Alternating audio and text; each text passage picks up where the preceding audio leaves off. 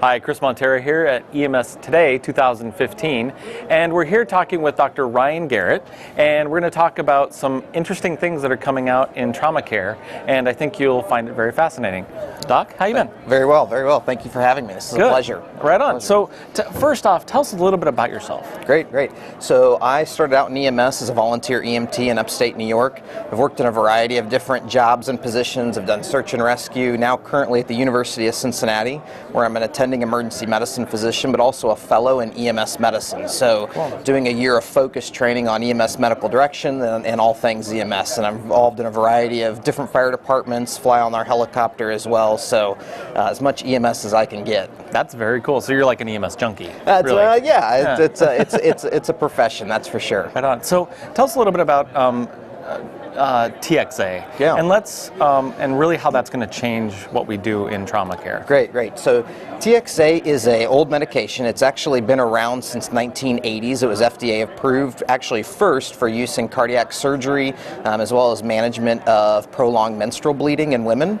But since 2010, it's been kind of the hot topic in trauma care. And what happened in 2010 was a large study called CRASH-2 was published. This was 20,000 patients, 40 countries, all over the world. And it didn't get a lot of press in the U.S. because there weren't actually any hospitals in the U.S. that participated. This was actually mostly done overseas. Was that because of the FDA or? I think it's probably multifactorial.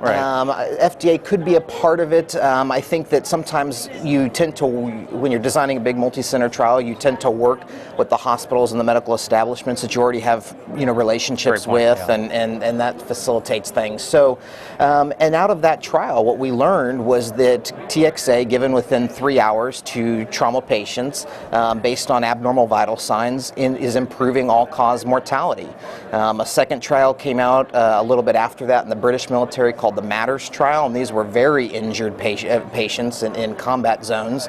And again, TXA had a decrease in all-cause mortality. And so this has kind of been the nidus for all the attention given to TXA in the last 2 or 3 years. Nice. So let's get a little sciencey for a minute.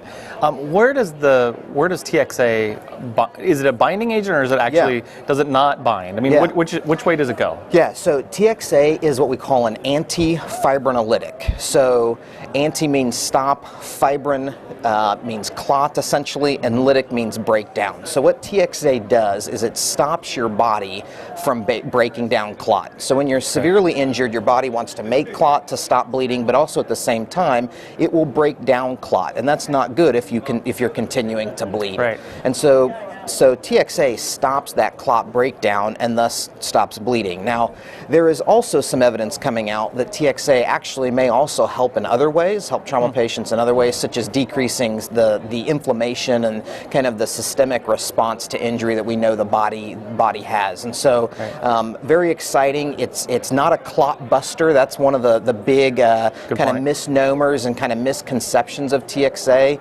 It's not a clot break. It doesn't make clot. That's kind of another misnomer. So it doesn't help your body make clot. It just helps your body not break down the clot that it's already made. So it binds to the fibrinolytic then, and I guess then because that would actually attach to the fibrin and start breaking down the clot. Yes. So it binds to a compound that breaks down into other proteins that actually break down clot, and so it stops that process from happening. Very nice. Yeah. So how promising? So we know that this is going to be probably in the OR mainly. Yeah, it's been used in the operating room. Certainly, that is kind of in the hospital setting. ICUs, operating rooms is where it's been used most commonly. But what we know from the CRASH-2 is that we should give this medication if patients qualify within 3 hours of injury. Beyond 3 hours of injury, there is actually a signal towards harm. Now, but what we also know from CRASH-2 is that inside the first hour from injury is where the mortality benefit is the highest. And so that's the excitement. That's the specific excitement for EMS, is because very rarely is there any other profession in medicine other than the practice of EMS medicine and the professionals that do that on a daily basis. Are we routinely at the side of an injured patient within that critical 1 hour? And so that's been a lot of the push to bring this medication out onto the trucks and to the scenes of accidents. So is there going to be any trials, do you think, maybe at Denver Health or other large institutions where that are known for research to actually get it out on the street. I hope so. There are certainly a variety of projects going on right now with TXA. There is a TXA trial specifically looking at TXA in traumatic brain injury. Folks are starting to look at TXA in medical hemorrhage. So everything we've been talking about has been hemorrhage from trauma. Right. But there are folks that are starting to ask the question, well, what about a GI bleed? What about a ruptured aortic dissection? What about prolonged bleeding after pregnancy? Could there be benefit there? So there are certainly it's ripe for research. This is a medication, like I said, has been around for a long time, but there are still a lot of unanswered questions. So we know how it works. We know all about that. So let's look 5 years in the future. We're all using TXA in the field. What is some of the storage requirements? Sure. And then what are the other things that I would have to consider when I'm giving TXA? Sure. So the first thing with it before any EMS agency considers bringing TXA to their arsenal is, I can't emphasize enough the importance of collaboration with your trauma services and your trauma team, right? So it is so critically important for these injured trauma patients to have a cohesive continuum of care from time zero when the car crashes to day of discharge whenever. So you really have to get your full trauma team on board at your local receiving facility and kind of work backwards. Are they doing it? How are they doing it? Right. Will they support that and whatnot? So kind of looking to the future, I think one of the things that we need to figure out is there's still research to be done on who and what dose, who would benefit most and what doses. We currently are giving 1 gram over 10 minutes, but maybe it's a higher dose. Maybe it's less of a dose. In the original studies, they were doing an 8-hour infusion after the bolus. Is that something that we should continue? Should an infusion be higher? So there's still lots of things kind of looking at that 5-year mark, but collaboration is the key.